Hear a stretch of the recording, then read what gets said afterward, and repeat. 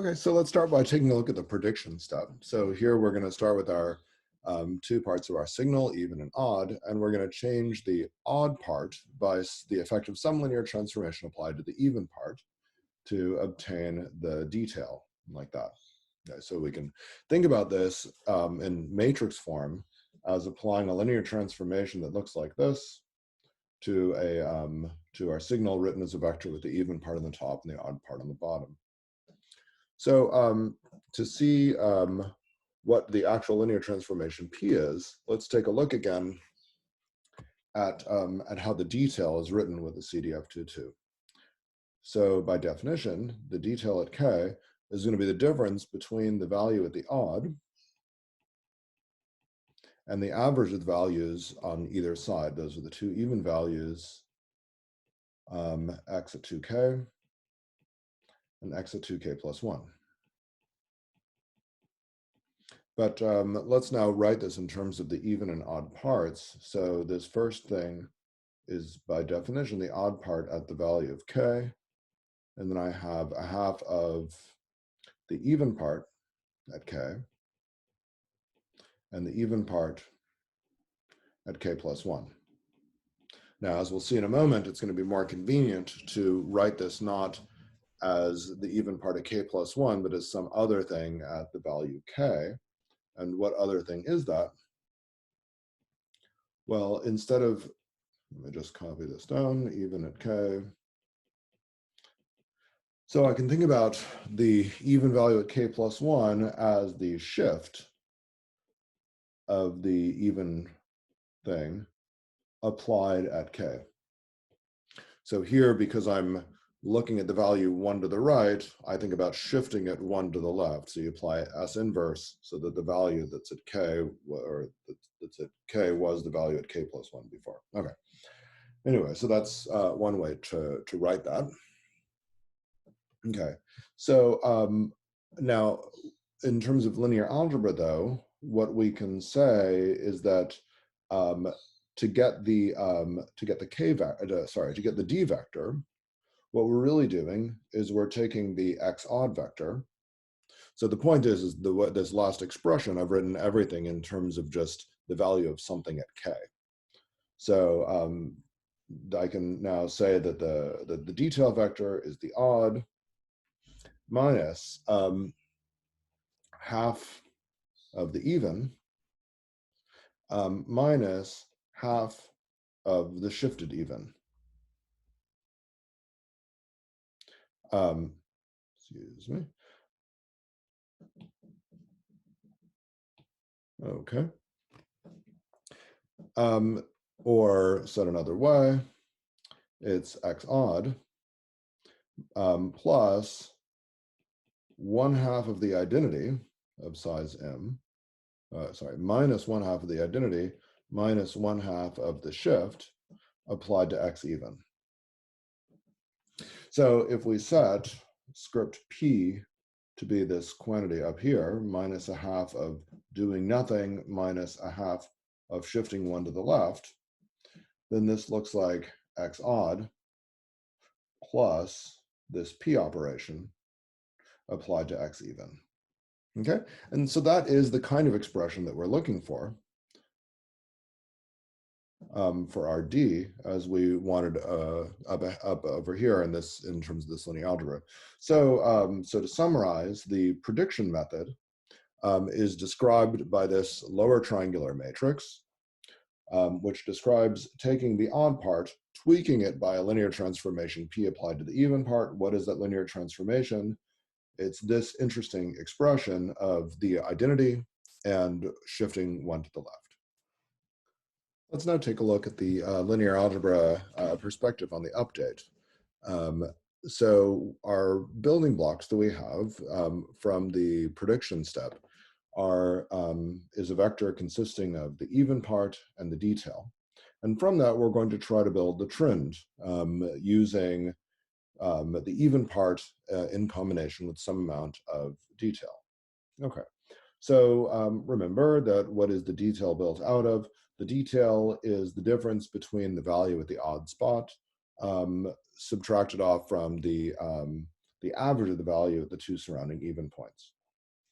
And of course, the other piece of the building block is the even part itself.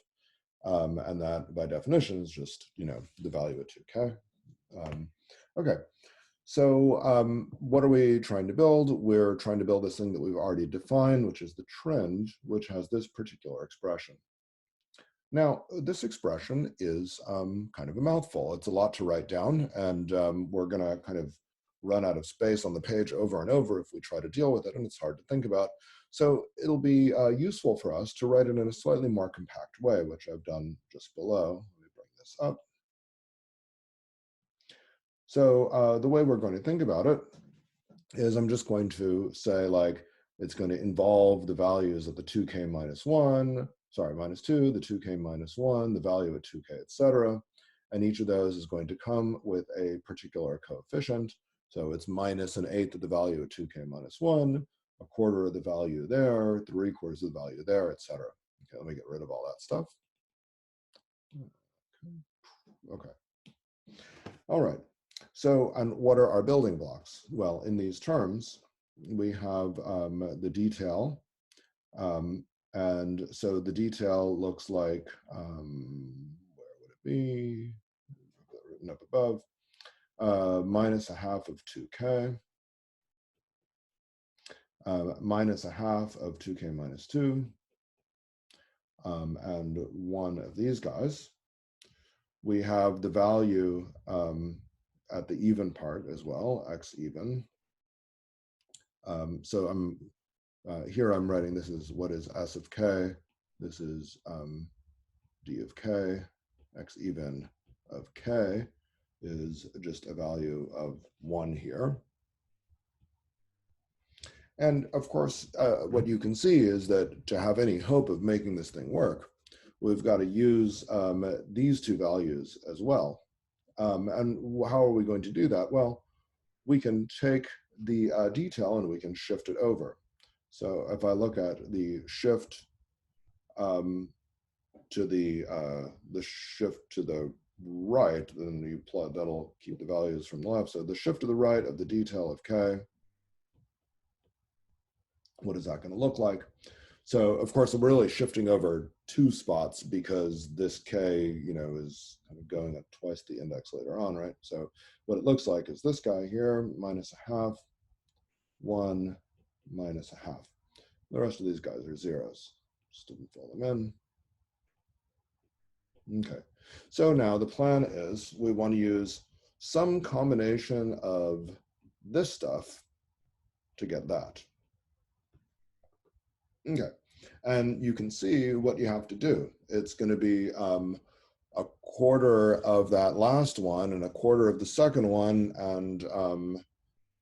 and you can just go ahead and add that to how much of the middle one are we going to use? I guess all of it, right? Yeah. So so what do we got? We'll get that s of k, if I write it in these terms, is going to be x at 2k. Well, in other words, let me kind of write it as I had up above. It's x even at k, which is x of 2k, plus 1/4 of the value of d of k, plus 1/4 of the value of d of k minus 1, which is also the shift, right? So this is x even of k, 1/4 d of k, 1/4 the shift of d evaluated at k. And again, I can write this in this particular way. So this is,